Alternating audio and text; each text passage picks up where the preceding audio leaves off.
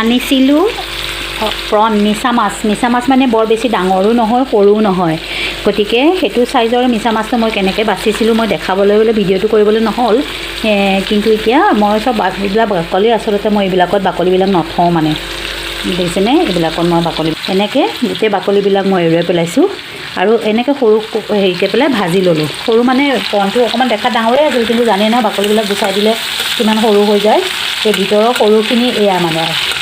এতিয়া মই এইখিনি প্ৰন ভাজি লৈছোঁ, অকণমান আনিছোঁ মই, মানুহ বেছি নাই কাৰণে বেছি অনা নাই।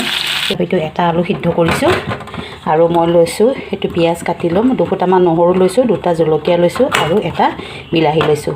মই এইখিনি দিয়েই মই তৰকাৰীটো বনাম। প্ৰথমতে আলুখিনি সিদ্ধ হ'ব দিছোঁ, কেৰাহীটো বহাই দিলোঁ আৰু ইয়াতে দিছোঁ অলপ মিঠাতেল, বেছি তেল নিদিওঁ মই, অকণমান দিছোঁ। আৰু ইয়াতে মই দেখাইছিলোঁ এইখিনি নহৰু আদা অকণমান পেষ্ট কৰি ল'লোঁ আৰু এয়া পিঁয়াজকণ মই অকণমান তেলতে দি দিম। নহৰু আদাকণো দি দিলোঁ, ব্ৰাউন কালাৰ হোৱালৈকে অকণমান ভাজিম।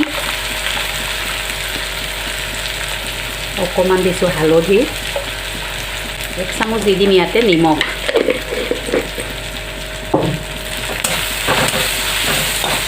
তেলত হালধিটো দি দিলে অলপ ভাল লাগে। গোটেইখিনি বস্তু মই ধুনীয়াকৈ ভাজি ল'ম। অলপ দিম মই জিৰা পাউডাৰ আৰু 1 চামুচ ধনিয়া পাউডাৰ। ভালকৈ মই ভাজি ল'লোঁ আৰু এতিয়া তাতে মই সেই বিলাহীখিনি দি দিম।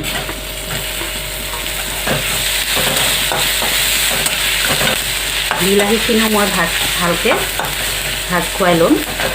এতিয়া ইয়াতে মই সেই সিজাই থোৱা এই আলুকেইকণ দি দিম।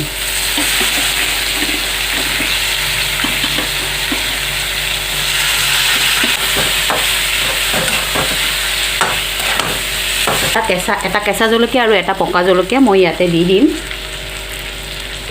দি পেলাই মই ঢাকনাখন অকণমান মাৰি দিম।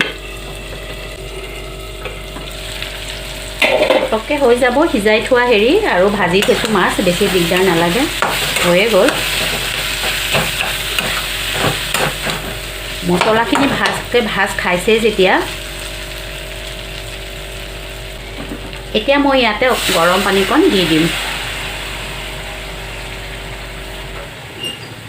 গৰম পানী কৰি থৈছিলোঁ মই আৰু অকণ দি দিছোঁ, হৈ যাব। ইয়াতে মই প্ৰনখিনি দি দিম। এতিয়া মই উতলিব দিম। মোৰ হৈ গৈছে, এতিয়া মই এইখিনিতে দিম অকণমান গৰম মছলা।